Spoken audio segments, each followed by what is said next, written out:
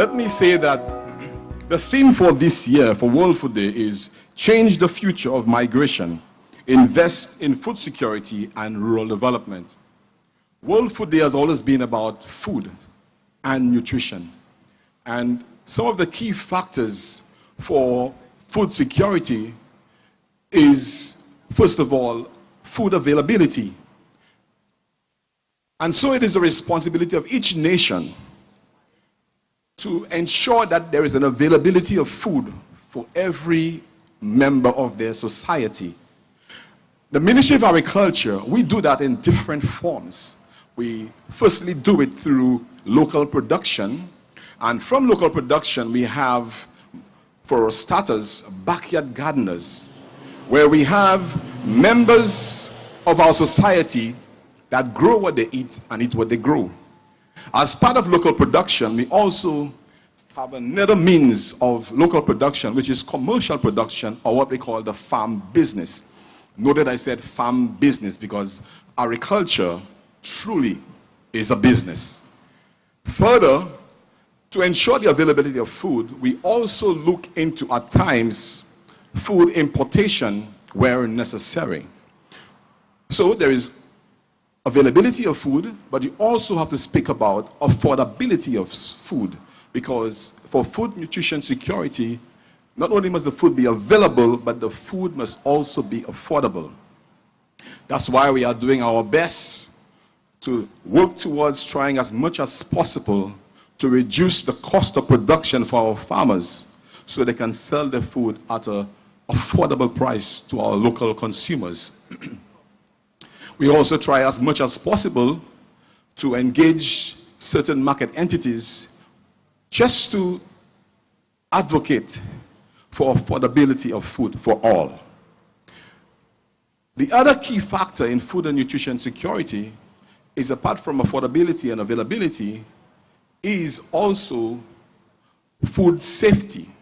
Food safety. And I see we have many food vendors here today, and I want to advocate to them that the ministry is a high advocate for safe handling of food. Proper attire, that hair doesn't fall in the food, proper refrigeration when necessary, just to ensure that the food given to the consumers are in a safe disposition. The other key component of food and nutrition security on this World Food Day is also healthy and nutritious food. I'm one of those that went to the University of the West Indies in Trinidad. I went to the University of Reading in England. So you have St. Lucians also moving across the different lands, different territories, seeking to improve themselves so they can have a better quality life where they can afford the food that they need and other basic necessities like clothing and shelter. You also have the other component where you have migration, where you have other countries coming into St. Lucia also seeking the same things, job opportunities, better quality life. So it exists always. Now the final component of what I want to say to you is the final component of the theme, which is investment in agriculture. And I want to say that considering investment in the future of agriculture, we have to ask ourselves the question, what is one of the main challenges we have? And I recently heard our minister speaking to us at a management meeting and telling us that England wants a certain amount of sweet potatoes, but then our land mass or our acreage has become a challenge in supporting that quest or that venture. So an investment in the future of agriculture, I want to propose and advocate that where there is a will, there must be a way. So I want to advocate for the future investment of agriculture, that there are other means of expanding our land territory to fulfill our local food demands. For example, there are opportunities of investment in overseas territories. Right now, I know Barbados is buying land in Guyana. I know the US is buying land in Guyana to help them produce for their own local country, and they send the very raw materials back to their own country at a cheaper price than if they were to import it from Guyana itself. So there are opportunities to expand your territory almost do like the English when they came to the Caribbean and took land, but we can buy land. We can buy land in Guyana. We're talking about the future investment of agriculture. We can buy land overseas to support our local needs. Also, without further ado, let me also say that there are other opportunities. We have lands that are considered totally unproductive. By way of this, I speak to the Millennium Highway, where all the cows normally drown in situations like the Christmas Eve trough and Storm Debbie. These lands, because they are wetlands and swampy lands, we cannot put bananas in there. But they are land mass that we have. So for future investment in agriculture, I also want to propose and advocate that the very nature of a problem sometimes is a solution. Because if the lands are wetlands, and that's a problem from us being able to grow our traditional crops in them, perhaps for future investment, we can look at what crops can be grown in wetlands. And that speaks to crops like rice. And now there are varieties of rice that can grow in saline conditions, and the waters there are sometimes saline. There are rice that can be grown in dry land and also wetlands. So there are many opportunities out there, but like I said in my previous cap as a minister of the Lord, sometimes we truly have to start thinking outside the box in the future investment of agriculture in our beautiful country, St. Lucia. Without further ado, and in my closing, I want to challenge all of us under the sound of my voice for us to arise as patriots and food and agricultural professionals to the challenge and press towards the mark of the high calling upon our professionalism to provide food and nutrition for all. I thank you. The Masters of Ceremony said I'm going to do the feature address. But I think you have already received the feature address. So I believe that the part of the agenda that was supposed to be done, welcome remarks, might be more fitting. Because I must say, I don't want to repeat everything that you heard was said by Mr. Innocent.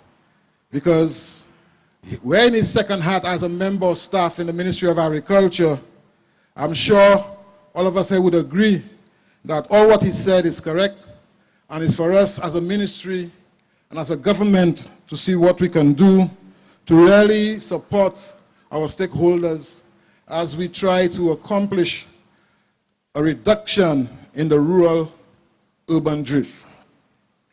I remember last year when we came in as a government, I made a commitment saying that World Food Day have to be recognized by our ministry and by our government, because that's the day where the world set aside to recognize the accomplishment of agriculture and all the stakeholders as we all endeavor to reduce on malnutrition, and we all endeavor to make sure that our people in our respective countries are well fed. I want to say that I'm happy again this year to be working with the committee responsible. And again this year we are collaborating with Freedom FM, CPJ, and Barron Foods and all the other stakeholders to make the celebration a reality.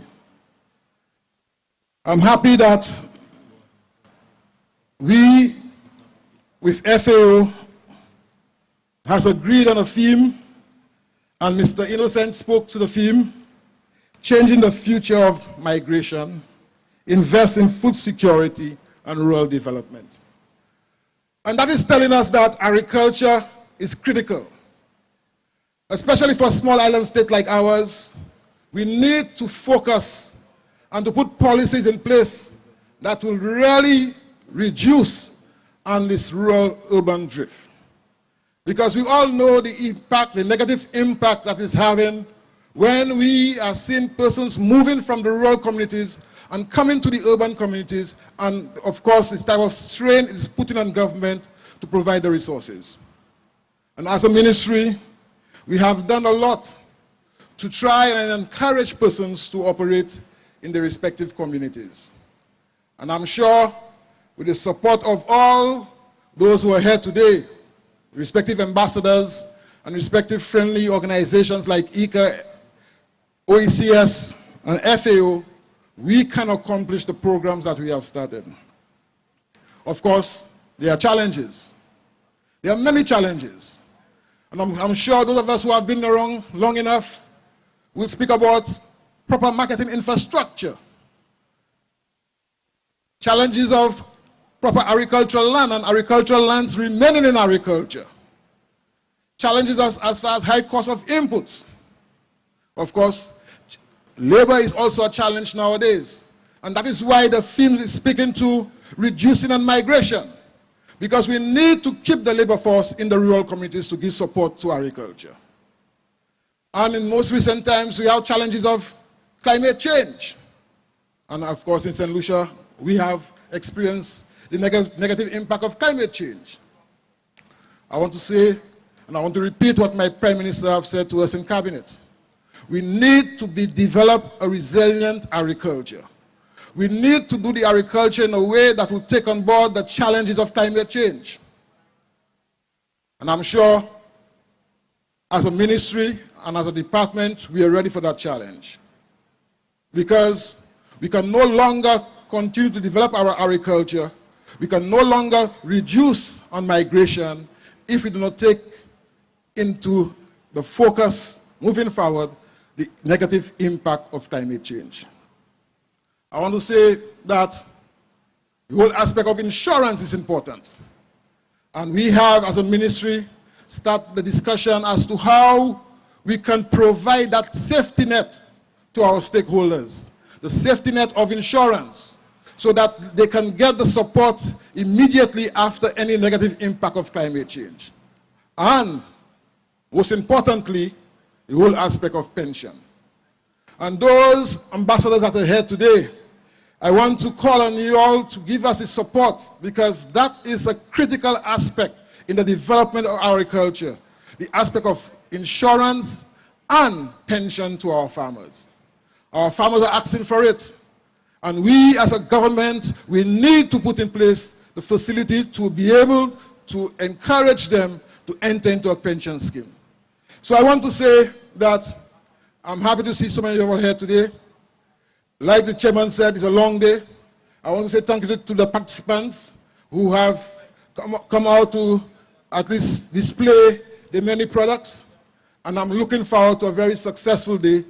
And of course, for us to work together to reduce on migration and to encourage the investment in agriculture. Thank you very much, and welcome to this year's World Food Day 2017. We were told that Castries was developed by people from Soufrière, all right? Because most of our bigger enterprises were owned by people from Soufrière. So the rural sector is capable. They have shown it. It is what we've seen all around. So right now, what we are asking is to give them the opportunity to develop where they come from. Instead of coming to Castries to develop Castries, stay where they are, and so that they can make a valid contribution in the sector where they are. I wish, on behalf of the ministry, to thank Rhythm FM, CPJ, Baron Foods, for agreeing to assist us in celebrating our World Food Day activity today. Because it would have been a real hard on them that most of our people would be coming down to our celebration. So it was a good thing that they agreed to have a joint activity, because actually what they were doing is promoting agriculture with this pork fest. I wish to thank the vendors for coming out and our agro-processors to come and display what is capable and what is already happening in St. Lucia in the rural sector, so that we can see what is possible and so that we can get more investment in the rural sector, because a lot is happening out there.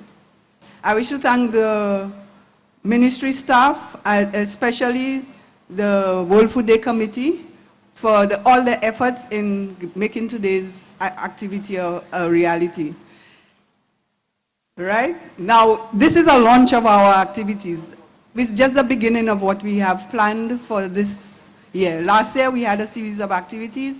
We also have activities this year. So I would also implore that most of our invitees also participate in our other activities going forward. I also would like to thank you again, the invited guests, for coming to our activity, and I hope you enjoy our exhibition and that you patronize our vendors. Thank you.